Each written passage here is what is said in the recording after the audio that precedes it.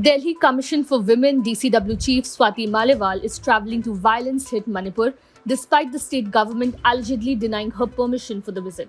This comes a day after Swati Maliwal alleged that the Manipur government has refused to let her visit the state to interact with survivors of sexual violence. Taking to Twitter, Maliwal on Sunday said, Manipur government recommended I consider postponing my visit due to law and order situation. After deliberation on their suggestion, I have decided to fly to Imphal as planned. Sought time from Manipur CM. Will meet him and request him to come along to visit the sexual assault survivors. DCW chief also shared a copy of a letter written to the Manipur chief minister on Sunday in which she urged him to facilitate her visit while ensuring that she will not do anything to create problems for the state government. Himachal Pradesh Chief Minister Sukhvinder Singh Sukhu on Saturday said that the state has incurred losses of around 8,000 crore due to the rain-triggered flash floods as it has faced the harshest rain and flood disasters in the past 75 years. Sukhu said there is a need for immediate financial relief from the central government. The central team has visited the state.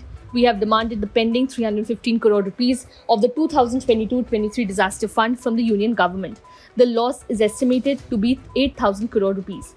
We are trying to restore the roads, electricity and water supply in the region, he told news agency ANI. Accusing former CM Jairam Thakur of playing politics at the time of disaster, Sukhu urged that all political parties should get together to seek the disaster relief fund for the flood-hit state.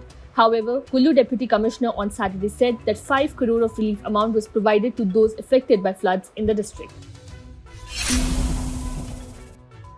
More stories of unimaginable horror are coming out from the ethnic violence-hit Manipur days after visuals of tribal women being paraded naked by a mob of men surfaced on social media. The stories of horror continue to jolt the rest of the country as clashes in the northeastern state have turned inhumane. In Kakching district's Sirao village, the 80-year-old wife of a freedom fighter was locked inside her house and set on fire by an armed group, according to a case filed with Sirao police station. Her husband, S. Churachand Singh, who died at 80, was a freedom fighter who was honoured by former President APJ Abdul Kalam. The incident reportedly took place in the early hours of May 28 when places like Sirao saw massive violence and exchange of gunfire. The wife of the freedom fighter was identified as 80-year-old Ibetombi, who was locked inside her own house from the outside, and the entire structure was set on fire by a mob.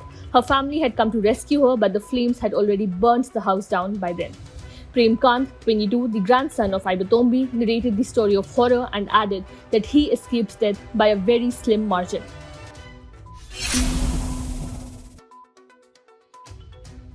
Gujarat is battered with heavy monsoon rains with flood-like situation in multiple cities of the state.